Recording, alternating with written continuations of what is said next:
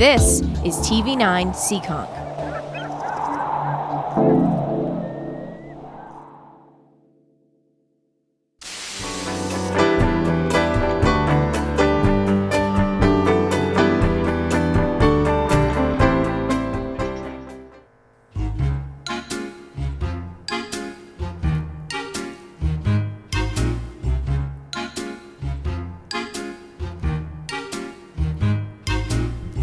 Santa baby, slip a sable under the tree for me. I've been an awful good girl, Santa baby. Hurry down the chimney tonight.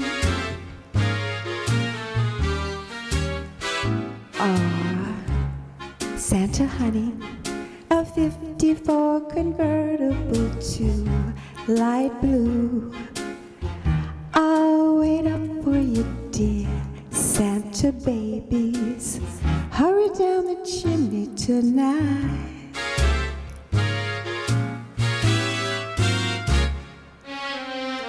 Think of all the fun I've missed. Think of all the fellas that I haven't kissed. Next year I could be just as good if you just check off my Christmas list. A boop-a-doo. Santa honey, I want a yacht, and really that's not a lot. I've been an angel all year, Santa baby. Hurry down the chimney tonight. You know, Santa cuties, there's one thing I really do need, the deed to a platinum mine. Santa cuties, hurry down the chimney tonight.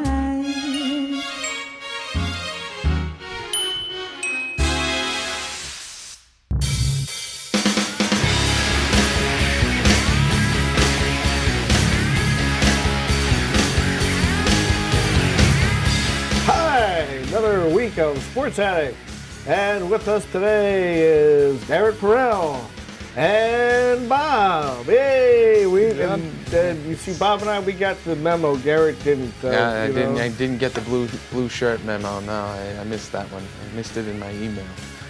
That's a shame. Well, you got to check your email more often, maybe. Yeah. More than once a year, like me. Hey. Anyway, that was a scary one this Sunday. I was too close for even comfort. And what happened? Yeah, I didn't get to see the game myself because I had to work. But the Patriots started off started slow, started off to a slow start, and just took them a little while to adjust. According to everything I've heard, they ended up coming out on top, thankfully. But it took some effort in changing on the fly, and some refereeing that went the other way. Bob, you were there. I was there. First row. Excuse me. Well, hey, that's how I roll. Good for you. Yeah, the Patriots. I noticed you didn't ask me to go with. Yeah, no, sorry, John. It was in the email. Actually, it was in your email. Oh, what? It say that once a year. Once a year thing. Yeah, no kidding. The Patriots. Is this a good thing or is it a bad thing? Is it good for them to be a little battle tested going into the playoffs? Have some games where maybe they struggle and they got to overcome a little adversity. Like the San Francisco game, like the Jacksonville game. Is it a good thing that they get down and are able to come back, or is it a bad thing? They don't want to get down, and I don't know. It's how you look at it. I think when it comes to a team like San Francisco, it's a good thing because San Francisco is the number one, number two team in the NFC. I mean, one and 1A if you want to consider Atlanta.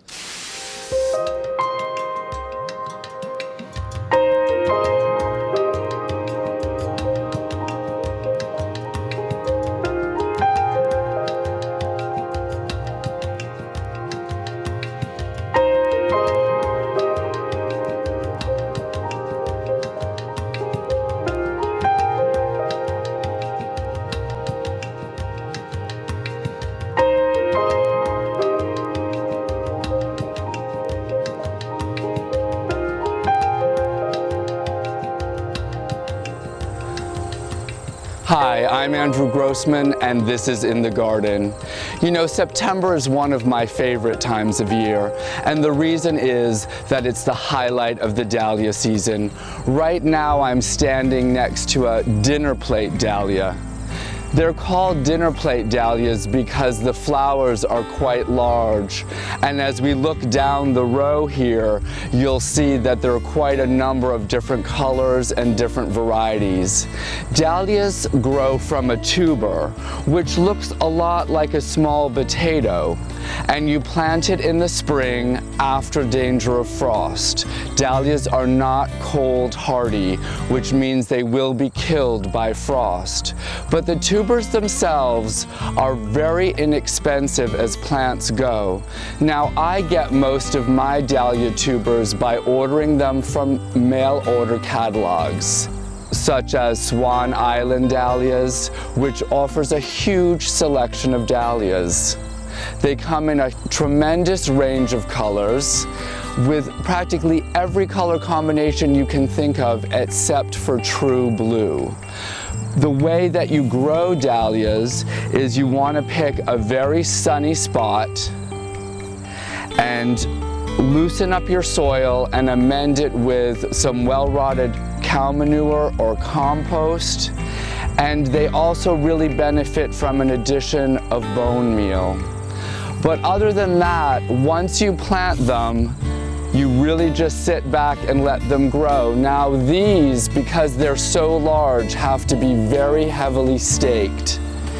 And I have them tied up on these wooden teepees that I actually make by cutting down sumac trees that grow in my field behind me. But you can also just buy bamboo stakes from your local box store, garden center, or hardware store.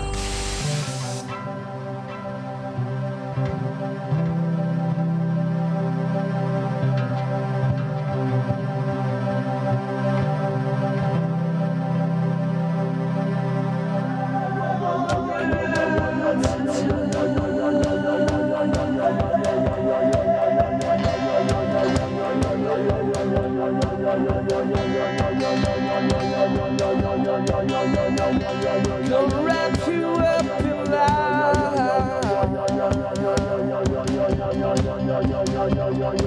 Wrap you up in love.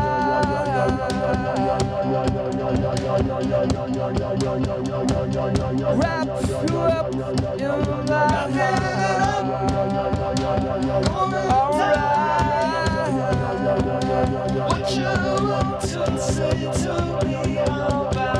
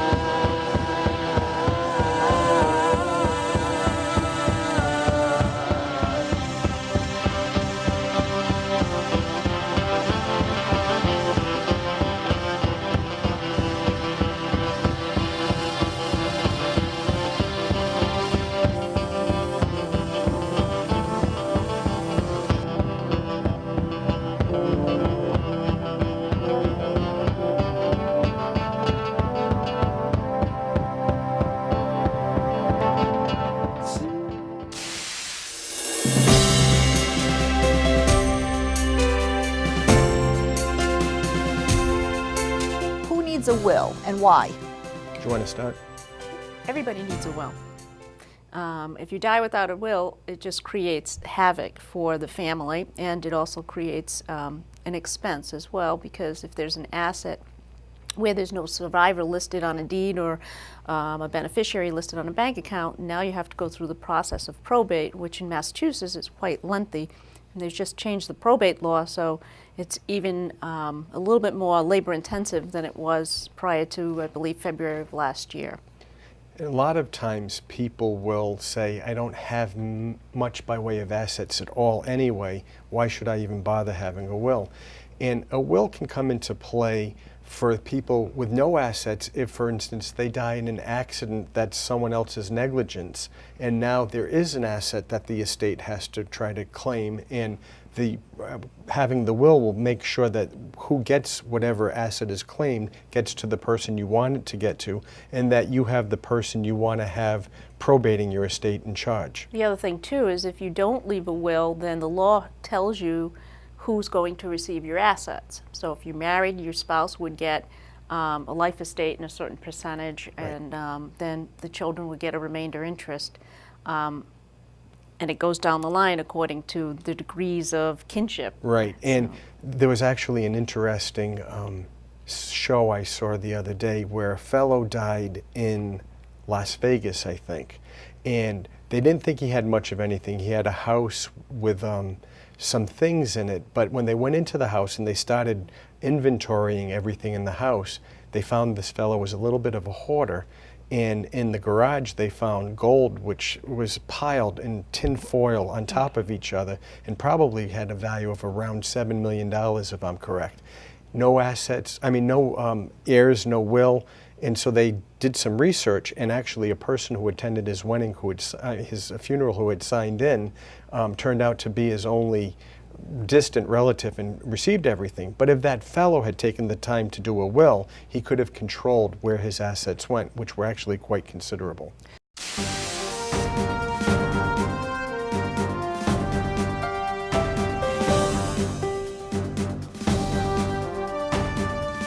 Seekonk residents turned out on Monday, April 2nd for the town's annual election. Town clerk Jan Parker shared her observations with TV9. We've had a very good turnout today. A lot of seniors have turned out. I think because the Senior Citizen Center is on the ballot. We've had a lot of seniors that I've never seen at the polls before. We opened at 7 a.m. From about 10 o'clock on, we've been very steady and busy. The booths have all been very busy. I figure by the end of the night, we'll probably have about 2,000 voters turn out. Seekonk voters elected Mitch Vieira and Brian Freitas for the 2 school committee seats. Write-in candidate Jeffrey Merarian finished third. The race for selectmen resulted in David Parker and Gary Sagar winning the most votes. TV9 caught up with all the candidates from this close contest. Okay, Dave, congratulations. You were the top runner for the candidates tonight. You were elected once again as selectman. How does that feel for your confidence? Well, first of all, I'm very happy and thankful that the people have decided to rehire me for another 3 years. So I will assume that they're somewhat pleased with what I'm doing. And again, I say thank you for giving me 3 more years. Mr. Sagar, I've just heard some good news. I've heard that you've been elected for your first term as a selectman. That is correct, yes. I want to thank the voters of Seekonk for putting their faith in me, and I came in second in a 5-person contest, my first time running, so that was pretty good. So I guess you're kind of excited right now? Oh, absolutely, yes. I look forward to working with my other colleagues and moving the town forward. Nelson, unfortunately, this was not the best night for you, but you did a good showing. This was your first attempt at politics in Seekonk. How did it feel? It felt great. I still feel like I'm a winner. Being a new face, being here for 5 years, and being third runner-up, and being away, by losing by 115 votes to the next opponent. I think I'm actually a winner, and I'm looking forward to running again next year.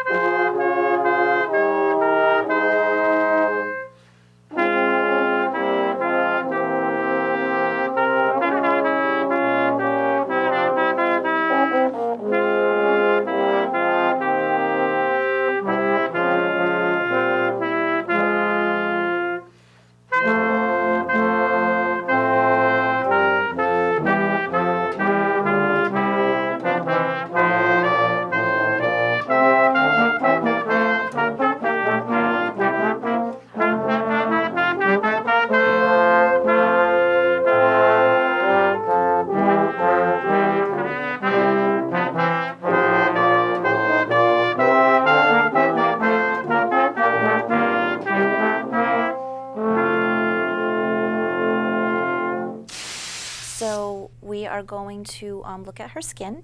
And as I spoke about earlier, we definitely want, first I already put some moisturizer on her first, and I also already used a little bit of concealer underneath her eye in a couple of areas, dark areas. And I looked to see along her jawline, I tried a couple different foundations and just kind of tried to see what would be best for her skin tone. And we found the best one. So we're just going to kind of go in, and this is exactly what I was talking about. You definitely want to get even near around the ear, into the hairline, so that you do not miss any spots and people don't think you have a mask on, as I spoke about earlier. Yes, I've seen that. And especially, the thing is, you know, you may be out somewhere and then change your hairstyle. Absolutely. So you certainly don't want that line. Exactly, because if you're hot, your hair's down and you're hot and you put your hair up, oh, everyone's going to see that mask on you. So do not let that happen. That would not be a very good thing. Do not let that happen. So we definitely get into, and especially in all the creases. When I say, I mean in under into your nose, all in the creases and through here. Ah, that's something I don't do. Absolutely, get right in there. Don't be afraid. This is your face. Now, are you also putting the foundation with your sponge underneath the eye? Absolutely. Okay. Because you already put a little concealer and moisturizer before that, so you want to kind of create a little bit. And be careful you're not tugging too tough on your skin, because that will create more wrinkles. Also, when you're applying your eyeliner, we all tend to have a tendency to tug on our eye really tight. Be very careful not to tug it too tight. Just do it lightly, because you will create more little crow's feet there. That's why I have 1,001 of them. I know now what I've done wrong all these years. Now, the other thing is when you do, well, that again, when you pull it so tight and you go to put your eyeliner on, you open your eye and there it's at the top and the bottom. Exactly. Which you didn't want it at the You bottom. do not want, you were just, that's a whole different little application. So, and also to another little trick too, sometimes if we put eyeliner on, you notice how in the middle we might miss a little spot. So just slightly raise your eyebrow a little bit and you can kind of get into the eye right in there, and I'll show you a little bit how I do that.